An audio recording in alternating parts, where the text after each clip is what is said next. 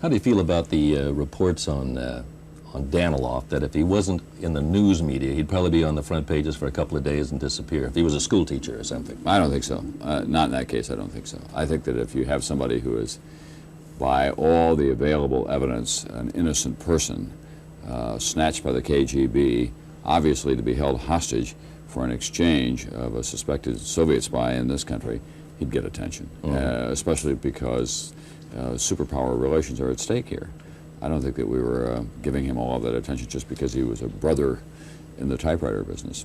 Who decides what is labeled top secret should be released to the public, which the news media seems to do quite often?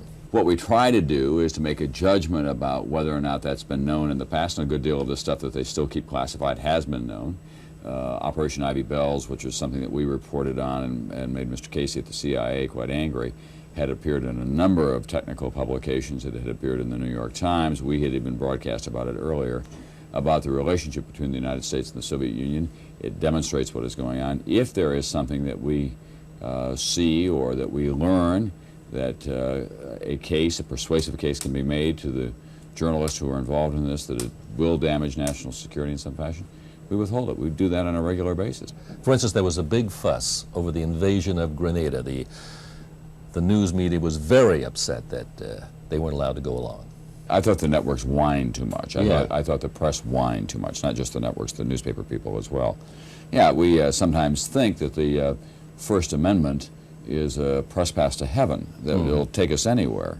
But the fact of the matter is that the Pentagon can make that decision, which I continue to believe was a very bad one, and that we've worked it out now so that we can have a pool of reporters. But I think that we have to conduct ourselves with some dignity and be sensitive to other considerations, too.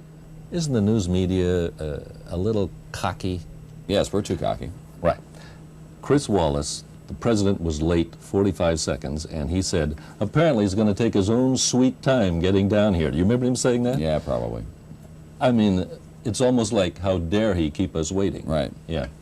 I think that that's something that we have to work on. I think that the press in this country has a bad case of hubris, that we kind of go swaggering through society. But I always am amused when someone turns around and is critical of us, as we are critical of almost everyone else. We have what a friend of mine used to call a glass jaw. We go down with the first punch. As soon as somebody takes a swing at a reporter, rhetorically speaking, bang, they're down on the floor writhing in pain and agony.